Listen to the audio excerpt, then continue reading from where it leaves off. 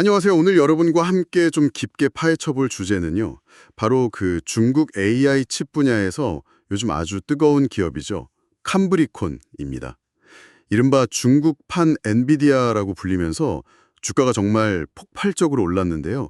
오늘 제공해 주신 자료들 보면서 이 회사가 어떻게 이렇게 짧은 시간에 주목받게 됐는지, 또 그 배경에 어떤 성과가 있고 앞으로 넘어야 할 과제는 뭔지 좀 자세히 들여다보겠습니다. 네, 반갑습니다. 그 캄브리콘, 이 회사는 사실 단순히 한 기업의 성공 사례, 그 이상이라고 봐야 합니다. 특히 유종 같은 미중 기술 경쟁 상황에서 중국이 AI 기술 자립을 얼마나 강하게 원하는지 그걸 좀 단적으로 보여주는 예시거든요. 그래서 오늘은 이 회사의 재무적인 성과라든지 기술력, 또 어려움을 어떻게 극복해 왔는지, 그리고 숨겨진 위험 요인은 없는지 이런 것들을 좀 객관적인 사실에 기반해서 다각도로 분석하고 그 의미를 짚어보려고 합니다. 좋습니다. 그럼 먼저 캄브리콘이 어떤 회사인지부터 좀 간략하게 짚어볼까요?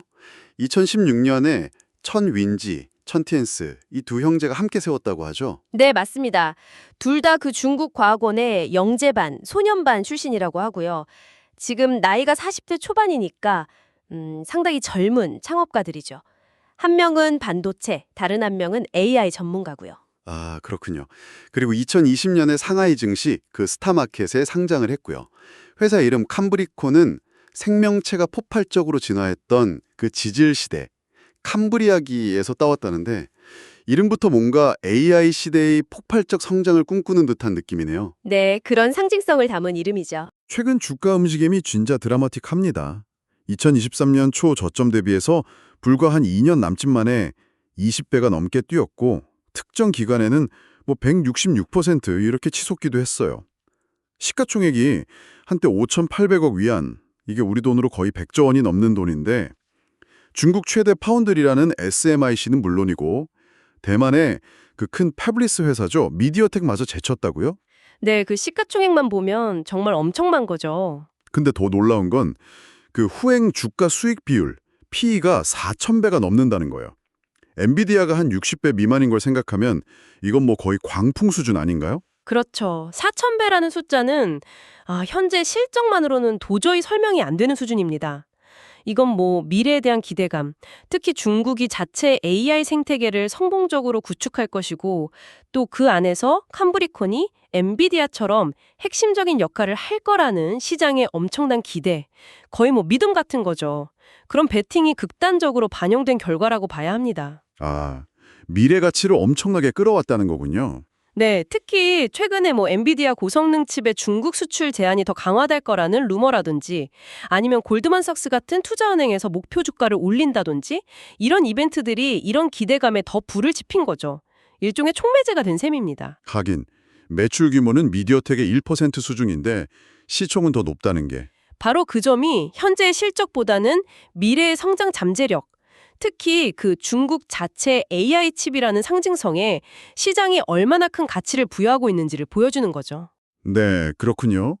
그런데 이런 기대감만 있는 건 아닐 테고 최근 실적이 정말 폭발적으로 개선된 점도 큰 배경이겠죠. 숫자들이 정말 놀랍던데요. 2024년 전체 매출이 한 11억 7천만 위안 정도였는데 2025년 1분기에만 벌써 11억 1천만 위안을 달성했어요. 작년 매출을 거의 한 분기 만에 다 해낸 거잖아요. 네, 그 속도가 엄청나죠. 그리고 2025년 상반기 전체 매출은 무려 288억 위안을 넘어서면서 전년 동기 대비 43배, 그러니까 4,300% 증가했습니다. 이건 정말 퀀텀 점프라고밖에 표현이 안 되는데요. 네, 그야말로 폭발적인 성장입니다. 수익성도 완전히 달라졌어요. 2024년 상반기만 해도 5억 위안 넘는 순손실이었는데 2025년 상반기에는 10억 위안이 넘는 순이익을 기록했습니다. 2024년 4분기에 처음 흑자 전환한 뒤로 3분기 연속 흑자고요. 영업 현금 흐름도 마이너스에서 벗어나서 9억 위안 이상 플러스를 기록했고요. 네, 이 재무적인 턴어라운드에서 정말 주목해야 할 점은 단순히 매출이 늘었다 이걸 넘어서 이제 돈을 벌기 시작했다는 겁니다. 특히 그 상반기 매출의 거의 99.6%, 거의 대부분이 클라우드 AI 칩하고 관련 제품에서 나왔다는 사실이 중요해요. 아, 클라우드 쪽이군요. 네, 이건 캄브리콘이 예를 들어 딥시크나 QN 같은 중국의 주요 대규모 언어 모델 LLM이라고 하죠. 이런 모델들을 훈련하고 또 운영하는 바로 그 고성장 시장에 확실하게 자리를 잡았다는 명확한 증거입니다. 예전에는 R&D 비용이 워낙 많이 드니까 돈만 태우는 회사 이런 이미지가 좀 있었는데 이제는 이익을 내면서 현금까지 확보하기 시작했다는 건 지속 가능한 사업 모델로 전환하고 있다는 아주 긍정적인 신호죠. 단순히 물건만 파는 게 아니라 실제로 돈을 회수하면서 사업을 돌릴 수 있게 됐다는 의미군요. 그렇죠. 그게 아주 중요한 변화입니다. 기술력 얘기도 안 할 수가 없는데요. 2023년에 내놓은 수이안 590이라는 칩, 이게 중국 자체 7나노 공정으로 만들었는데 성능이 엔비디아의 이전 세대의 주력 칩이었던 A100의 한 80% 수준까지 따라왔다는 평가를 받더라고요. 이건 특히 미국의 제재 속에서 이루어진 성과라서 더 주목받는 것 같습니다. 네, 맞아요. 미국의 제재 때문에 최첨단 공정, 예를 들면 TSMC의 5나노나 3나노 같은 기술을 쓰기가 어려워진 상황이잖아요. 그런데 중국 내 파운드리, 아마 SMIC겠죠. 그쪽 7나노 공정을 이용해서 엔비디아의 이전 세대 최고 성능 칩에 근접하는 성능을 구현했다는 건 기술적으로 정말 대단한 성과입니다. 단순히 설계 능력뿐 아니라 생산까지 해냈다는 거군요. 그렇죠. 그게 중국 반도체 자립 노력의 어떤 구체적인 결과물이라고 볼 수 있는 거죠. 다음 주력 제품이라는 스이안 690은 엔비디아의 H100하고 경쟁하는 걸 목표로 한다고 하고요. 네, 목표는 상당히 높게 잡고 있습니다. 그리고 자체 기술 생태계를 만들라는 노력도 엿보이는데요. 캠브리콘이라는 자체 명령어 세트 아키텍처, 그러니까 ISA라고 하죠. 칩이 알아듣는 언어 체계를 만들었는데 이게 한때 세계 최초의 상용 딥러닝 명령어 세트라고 불리기도 했다고요. 네, 자체 ISA를 가졌다는 건 상당히 중요한 부분입니다. 그리고 캠브리콘 뉴웨어라는 소프트웨어 플랫폼으로 엔비디아의 쿠다 같은 개발 환경을 구축하려고 하고 있고요. 바로 그 점입니다. 자체 ISA와 소프트웨어 플랫폼 구축, 이게 정말 중요해요. 엔비디아가 왜 그렇게 강력하냐? 단순히 칩 성능 때문만이 아니거든요. 쿠다라는 아주 강력한 소프트웨어 생태계로 개발자들을 꽉 잡고 있기 때문이죠. 아, 개발 환경이 중요하다는 거군요. 네, 캠브리콘도 그걸 아는 겁니다. 단순히 칩만 팔아서는 엔비디아를 넘기 어려우니까 하드웨어랑 소프트웨어를 같이 묶어서 개발자들이 캠브리콘 칩 기반으로 AI 모델을 쉽고 편하게 만들고 돌릴 수 있는 환경, 즉 캠브리콘 생태계를 만들려는 거죠. 이게 성공하면 장기적으로 경쟁 우위를 확보하는데 아주 결정적인 역할을 하겠네요. 그렇죠. 초반에는 스마트폰용 칩, 그러니까 엣지 쪽하고 서버용 클라우드 칩 양쪽을 다 하려고 했었는데 지금의 성공은 클라우드, 특히 대형 모델 시장에 집중한 전략적 선택이 주요했다고 볼 수 있습니다. 그런데 이 회사가 처음부터 이렇게 잘 나갔던 건 아니라고 들었습니다. 초기에 그 화웨이 스마트폰에 들어가는 NPU, 신경망 처리 장치 IP, 이걸 공급하면서 이름을 알렸는데 2019년에 화웨이가 자체 칩, 그 다빈치 아키텍처를 쓰기 시작하면서 매출의 거의 90%가 사라지는 엄청난 위기를 겪었다고요. 네, 그 당시에는 정말 치명타였을 겁니다. 매출의 90%가 갑자기 사라졌다는 건 회사의 존립 자체가 흔들릴 수 있는 상황이었죠. 상상만 해도 아찔한데요. 네. 그런데 창업자 천텐스는 가격을 내려서 경쟁하고 그런 게 아니라 오히려 더 어렵고 돈이 많이 드는 클라우드용 AI 칩 개발에 집중하는 길을 선택했다고 해요. 그게 아주 중요한 결정이었던 거죠. 위기를 기회로 만든 셈이니까요. 그리고 2022년에 미국의 제재로 해외 최첨단 공정 사용이 막히니까 연구팀이 300일 동안 외부랑 단절된 채로 합숙하면서 라면으로 끼니를 때우면서 연구에 매달렸다고 합니다. 그래서 결국 중국 자체 7나노 공정 기반 칩 개발에 성공했다는 일화도 있더라고요. 아, 그 라면 투원 이야기가 유명하죠. 지난 3년간 R&D에 쏟아부은 돈만 50억 위안, 우리 돈으로 9천억 원이 넘는데 이게 당시 매출의 157%에 달하는 엄청난 투자였다고 합니다. 그 결과로 2,500개가 넘는 특허도 확보했고요. 네, 그 역경 극복 과정들이 현재 캠브리콘의 저력을 보여주는 것 같습니다.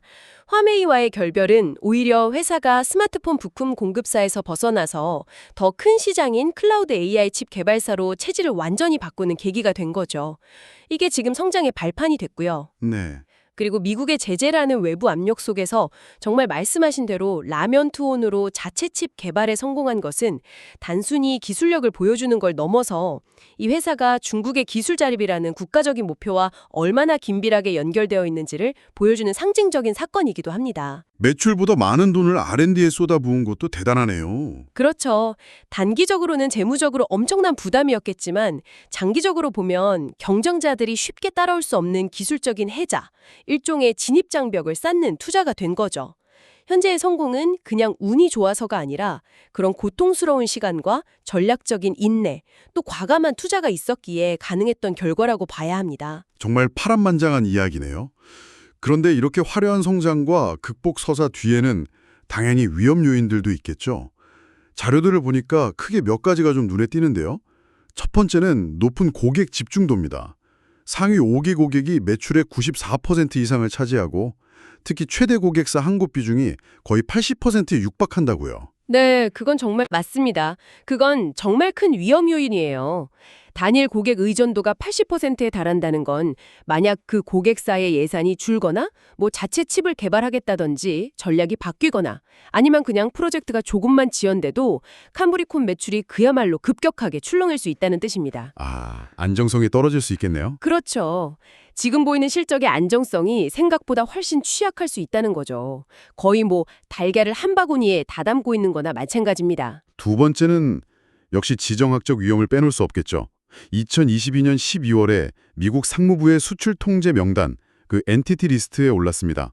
이게 구체적으로 어떤 제약을 의미하는 건가요? 엔티티 리스트에 오르게 되면 일단 미국 기업으로부터 특정 기술이나 부품을 사오는 게 제한될 수 있고요. 더 중요하게는 미국 기술을 활용한 해외 기업의 제품이나 서비스 이용도 막힐 수가 있습니다. 예를 들면 어떤 게 있을까요? 예를 들어서 최첨단 반도체 설계에 꼭 필요한 미국산 설계 자동화 소프트웨어 EDA 툴이라고 하죠. 이런 것들 사용에 제한될 수 있고요. 또 TSMC처럼 미국의 장비를 사용하는 해외 파운드리의 최첨단 공정 서비스를 이용하는데도 큰 제약을 받게 됩니다. 기술 개발 속도를 늦추고 글로벌 공급망에서 고립시키는 효과가 있겠군요. 네, 바로 그겁니다. 그래서 캄브리콘의 대응책으로 재고를 엄청나게 쌓아두고 있다고요. 약 27억 위안. 우리 돈 5천억 원 가까운 규모라는데 이것도 또 다른 부담이 될 수 있겠네요. 그렇죠. 제재에 대비해서 미리 칩이나 부품 재고를 확보해 두는 건 단기적인 공급 안정성을 위해서는 어쩔 수 없는 선택일 수 있습니다. 하지만 반도체 기술이라는 게 워낙 빠르게 발전하잖아요. 시간이 지나면 그 쌓아둔 재고들이 구형이 돼서 가치가 떨어지는 진부화 위험이 커집니다. 재고 가치가 떨어질 수 있군요. 네. 그리고 막대한 자금이 재고에 묶여버리니까 현금 흐름에도 당연히 부담이 되고요. 그러니까 이게 임시방편은 될 수 있어도 근본적인 해결책은 아니라는 거죠. 그렇군요. 마지막 세 번째 위험 요인은 치열한 중국 내 경쟁입니다. 캄브리콘만 있는 게 아니더라고요. 화웨이가 자체 개발한 어센드 910B 칩은 이미 양산 중이고 성능 면에서는 캄브리콘 칩보다 약간 앞서고 소프트웨어 생태계도 더 잘 갖춰져 있다는 평가가 나오고요.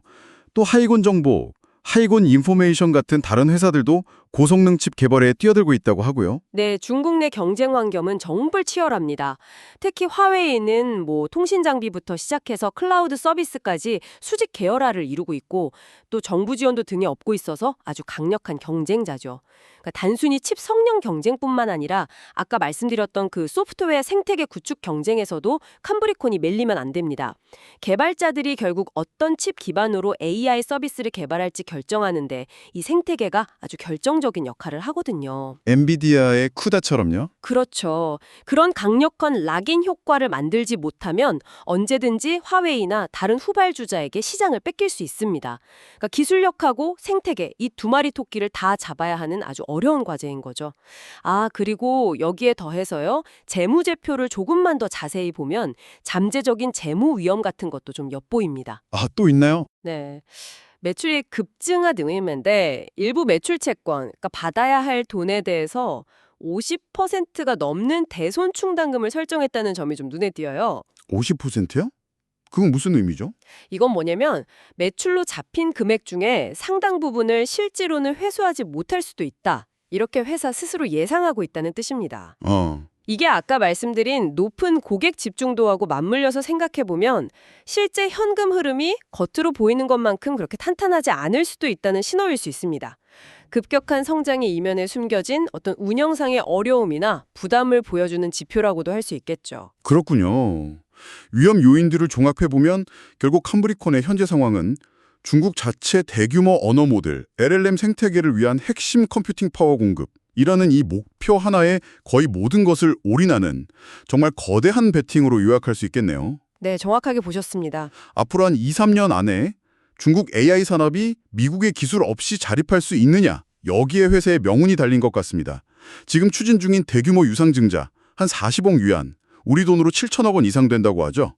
이것도 이런 올인 전략을 뒷받침하기 위한 걸로 보이고요. 맞습니다. 과거에는 스마트폰 IP다, 엣지 컴퓨팅이다 여러 분야에 발을 걸쳤었지만 지금은 사실상 모든 자원, 매출의 99.6%를 클라우드 AI, 특히 LLM 시장 하나에 다 쏟아붓고 있는 거죠. 이런 선택과 집중 전략 혹은 압축 성장 전략이 지금의 놀라운 성과를 만들었지만 동시에 엄청난 위험을 내포한 그야말로 양날의 검입니다. 네. 시나리오대로 중국 자체 LLM 생태계가 폭발적으로 성장하고 국산 칩 수요가 막 늘어나면 캄브리콘은 정말 대박을 터뜨릴 겁니다. 하지만 만약 시장 성장이 좀 더 더디거나 아니면 화웨이 같은 경쟁자가 확 치고 올라오거나 혹은 그 핵심 고객사의 전략이 바뀌는 순간 회사는 순식간에 벼랑 끝으로 몰릴 수도 있는 거죠. 리스크가 정말 크네요. 네, 그래서 지금 진행 중인 그 대규모 유상증자는 단순히 자금을 확보한다는 차원을 넘어서 이 베팅의 판돈을 더 키워서 단순한 칩 공급자를 넘어 중국 AI 인프라의 핵심 플랫폼이 되겠다는 야심을 보여주는 겁니다. 투자자들의 기대 역시 캄브리콘이라는 개별 기업 자치보다는 미국의 압박 속에서 어떻게든 기술 자립을 이루려는 중국의 거대한 국가적 서사, 거기에 대한 믿음이 크게 작용하고 있다고 봐야 할 것 같습니다. 캄브리콘이 그 서사의 성공 여부를 가늠할 중요한 시험대에 올라선 셈이군요. 그렇죠. 아주 중요한 시험대죠. 오늘 저희는 중국의 AI 칩 기대주 캄브리콘에 대해서 정말 깊숙이 한번 들여다봤습니다. 미국의 제재와 또 치열한 경쟁 속에서도 놀라운 재무적 반전과 기술적 성과를 보여주면서 시장의 중심에 섰는데요. 그 중심에는 중국 자체 AI 생태계 구축이라는 거대한 파도에 올라타려는 아주 과감한 전략적 베팅이 있었습니다. 이 한 겹의 이야기가 아니라 AI라는 미래기술 패권을 둘러싼 이 지정학적 압박 속에서 기술 자립을 향한 중국의 어떤 절박한 야심과 도전을 상징적으로 보여주는 사례라고 할 수 있습니다. 앞으로 캄브리콘이 이 거대한 도박에서 어떤 결과를 만들어낼지는 기술 발전이나 국가 전략, 또 시장의 기대 같은 것들이 어떻게 서로 얽혀서 미래를 만들어 가는지를 보여주는 아주 흥미로운 관전 포인트가 될 것 같습니다. 오늘 저희의 분석이 이 복잡한 상황을 좀 입체적으로 이해하시는 데 도움이 되었기를 바랍니다.